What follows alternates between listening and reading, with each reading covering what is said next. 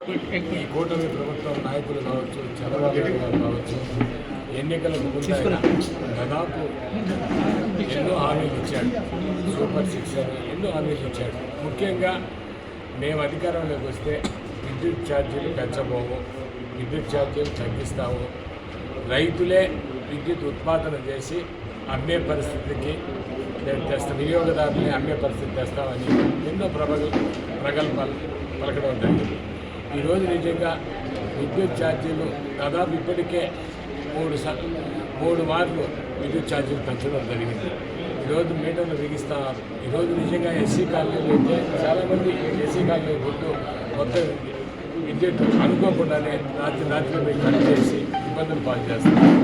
ఈ విద్యుత్ దీనిపై నిరసన తెలుపుతూ 27వ తేదీన రాష్ట్ర ముఖ్యమంత్రి గారు, మాజీ ముఖ్యమంత్రి గారు జగన్మోహన్ రెడ్డి గారు పిలుపు మేరకు ఈరోజు ప్రతి నియోజకవర్గ హెడ్ క్వార్టర్స్లో కూడా పెద్ద ర్యాలీతో నిరసన తెలిపి ఈరోజు కరెంట్ ఏసీ ఆఫీసులు కావచ్చు, కరెంట్ ఆఫీసుల దగ్గర నిరసన తెలిపి వినతి పత్రాలు ఇవ్వడం జరుగుతూ ఉంది.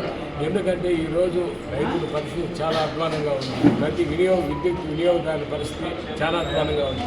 ఎక్కడ ట్రాన్స్ఫార్మర్ కావాలని ఇవ్వడం లేదు.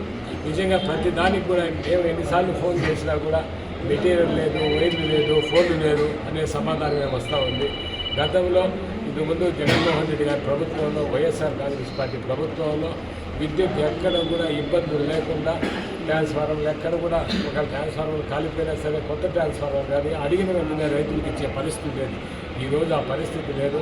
ఇందుకు నిరసనగా ఈరోజు వినియోగదారుల పక్షాన, రైతుల పక్షాన ఈరోజు వైఎస్ఆర్ కాంగ్రెస్ పార్టీ అండగా నిలిచి ఈరోజు 27వ తేదీన ఆ రోజు జగన్మోహన్ రెడ్డి గారి పిలుపు మేరకు ఈరోజు ప్రతి నియోజకవర్గంలో కూడా భారీ ఎత్తున నిరసన తెలియడానికి మేము సన్నాహాలు చేస్తున్నాం. తప్పకుండా ఈ నిరసనలు ప్రతి ఒక్కరు కూడా వినియోగదారులంతా పాల్గొని విజయవంతం చేయాలని అందరినీ కూడా కోరుకుంటున్నాం.